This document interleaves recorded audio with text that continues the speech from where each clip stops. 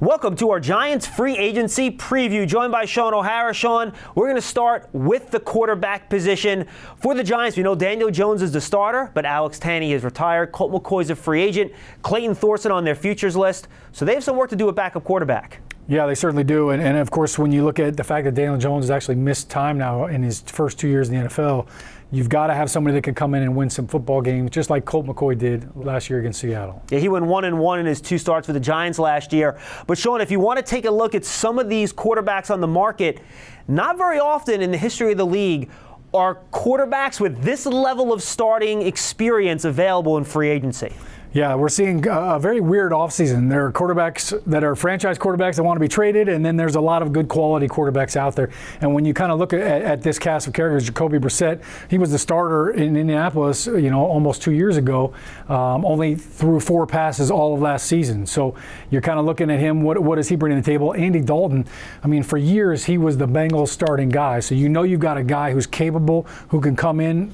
We know from firsthand experience that he can win you a football game coming in off the bench for what he did in Week 5 against the Giants.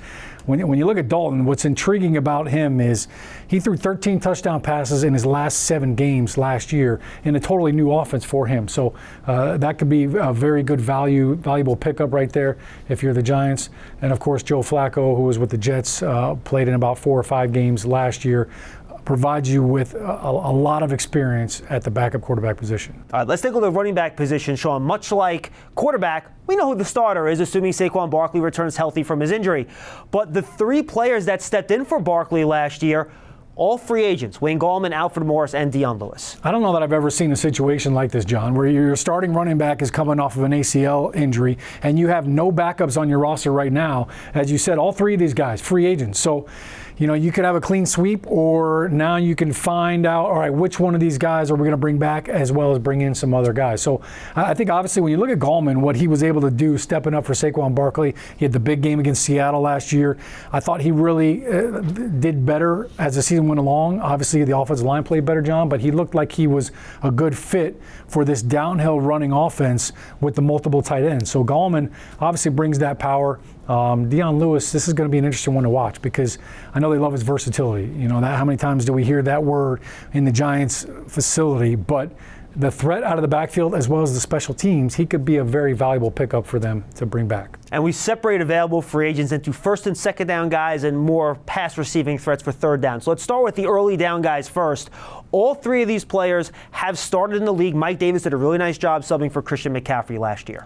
Yeah, he really did. He was phenomenal. What a tough tackle he proved out to be. And for him, he did a great job maximizing that opportunity. So for him to fit into the offense, I think that would be a nice fit. Marlon Mack, when you look at what he did in Indianapolis behind that big, stout offensive line, he showed a great burst, a great ability in space to make people miss. And, of course, Carlos Hyde, I feel like he's bounced around quite a bit, but he's certainly a valuable asset. And you talk about guys that can catch the ball out of the backfield. We see some players here and a couple with connections to Mr. Joe Judge from his days in New England. Yeah, no doubt. James White, I mean, we can all remember the 14-catch performance in the Super Bowl for him, so he's absolutely a wide receiver coming out of the backfield.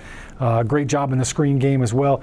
Rex Burkhead, I feel like he's always finding a way to create value on teams. He can play almost every position. You see him in a fullback, so he could be there in a 2-back situation. Definitely a good blocker as well, which you have to be on third down. This guy is very interesting, Jamal Williams. And I think when you look at the Green Bay Packers, he was really overshadowed because of Aaron Jones. But Jamal is a very powerful runner. And I think when you look at what he was able to do right here, I mean, you look at the touchdowns, but the receiving yards, he's very well-rounded. And I think you get a guy like that who's really hungry because he didn't get a chance to get a lot of touches in Green Bay. That could be a very good, timely pickup. That's a look at the Giants in free agency, quarterback, and running back. Stay tuned as we cover the rest of the positions right here on thegiants.com and our Giants digital platforms.